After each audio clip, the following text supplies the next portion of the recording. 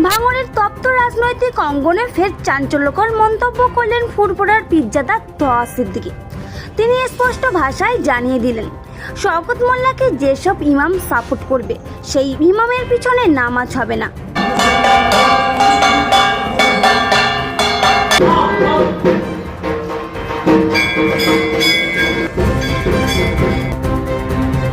এই মন্তব্য ঘিরে ইতিমধ্যেই চরম উত্তেজনা ছড়িয়েছে রাজনৈতিক মহলে। শওকত মোল্লার ঘনিষ্ঠ মহলে চাপা উদ্বেগ। আইএসএফ শিবিরের তোহা সিদ্দিকীর এই কড়া বার্তা রাজনৈতিক সমীকরণে বড় ধাক্কা আনবে বলেই মনে করা হচ্ছে, যাতে করে হিন্দু মুসলমানদের বিভাজন হয়।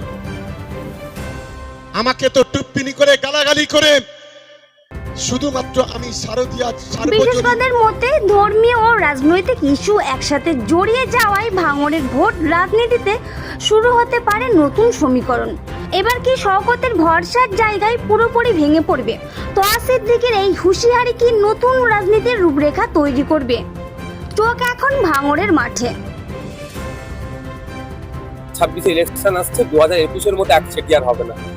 2021-এ বিজেপি চলে আসবে, গল্প শুনিয়ে সিএ এনআরসি করে দেশ থেকে তাড়িয়ে দেবে, গল্প শুনিয়ে প্রচুর মুসলমানদের ভোট নিয়েছিল আর মুসলমানদেরকে বঞ্চিত করেছে। আর শুভেন্দু অধিকারী শুধু বলছে মুসলমানদেরকে তোষণ করেছে। মুসলমানদেরকে তোষণের নামে মুসলমানদের শোষণ হয়েছে। মাদ্রাসায় শিক্ষক নেই, স্কুলে শিক্ষক নেই, স্কুল বন্ধ হয়ে যাচ্ছে। 2012 থেকে 2025 25,000 প্রাইমারি স্কুল বন্ধ হয়ে গেছে। এইসব গল্প, এগুলো মানে ওরা যেগুলো গল্প শোনাচ্ছে এগুলোকে বন্ধ করার জন্য, এই দুর্নীতিগুলোকে ঢাকার জন্য। একটা কথা বলি, শুধু ক্যানিং পূর্ব আর ভাঙড় নয়, রাজ্যের বিশাল হেভি অংশে আইএসএফ ভালো রেজাল্ট করছে, আইএসএফ ডবল ডিজিটে পৌঁছাচ্ছে।